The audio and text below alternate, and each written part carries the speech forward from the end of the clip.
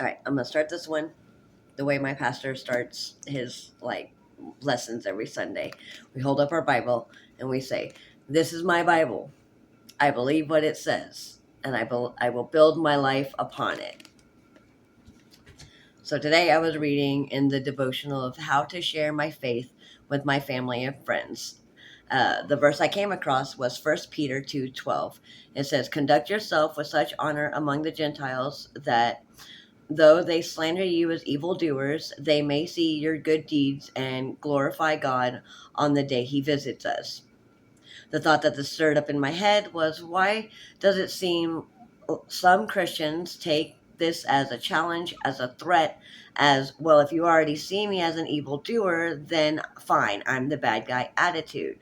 Some of the reasons I came up with this would be defensiveness, misreading of the text, and cultural frustration. When believers feel con- constantly misjudged or mocked, it's a temptation to lean into a sort of us versus them mentality. Instead of shining with goodness, they armor up with sarcasm and bitterness. When misreading the text, First Peter 2:12 assumes people will slander Christians, but it doesn't say embrace the slander. It says live so honorably that the slander falls apart. The bad guy attitude skips the middle step and jumps right into owning the insult. Lastly, in a world where Christians sometimes feel like outsiders or pressure to compromise, some use persecution, real or perceived, as fuel to harden their identity rather than soften their witness. The tension this verse causes is that Peter isn't saying you'll be hated, so deal with it. He's saying you will be misunderstood, so outlive the misunderstanding with undeniable goodness. But if someone hears that as a challenge, they may think, well, if they already think I'm evil, nothing I do matters. Or worse, if I'm painted as a villain, I will play it proudly. That's not biblical honor. That's pride wrapped in woundedness.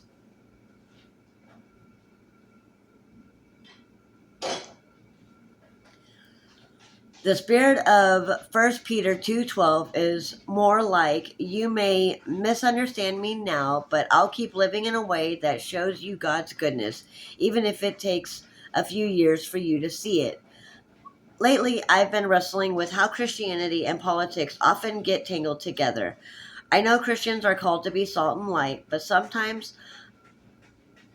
I sometimes feel like political power pushes us away from meeting people where they are.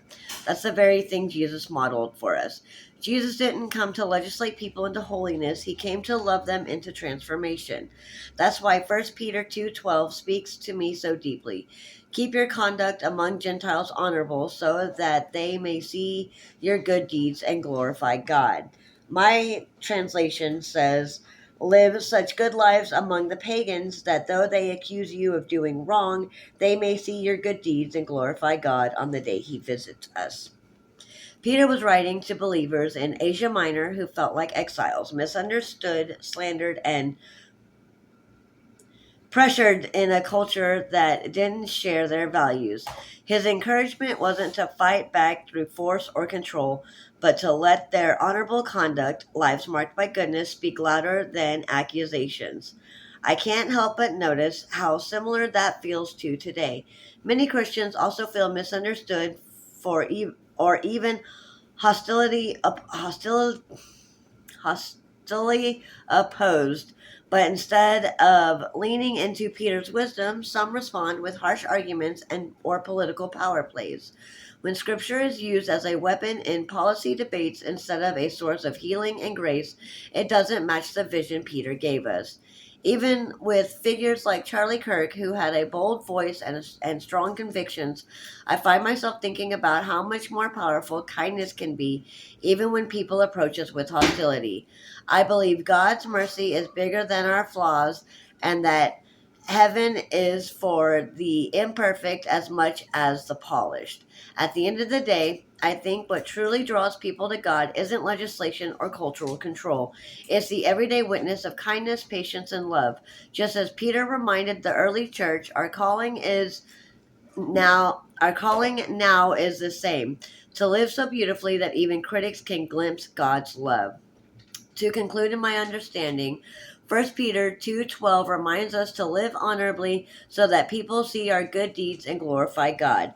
Peter was writing to Christians who felt like outsiders in a hostile culture, and his advice wasn't to fight back with power, but to let their lives speak louder than the accusations.